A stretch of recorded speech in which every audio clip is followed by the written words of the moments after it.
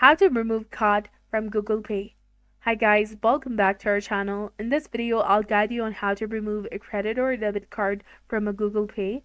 So Google Pay is a convenient payment option for both online purchases and in-store transactions. It's really essential to periodically check your payment methods and remove any that are inactive or that you no longer plan to use. So now let's go through the steps to remove a card. Go to pay.google.com and log into your Google account if prompted. You will be directed to your Google Pay home screen. Now click on the payment method located in the menu at the top screen. Find the credit or debit card you want to remove and then click on Remove. A confirmation message will appear asking if you're sure that you want to remove this payment method.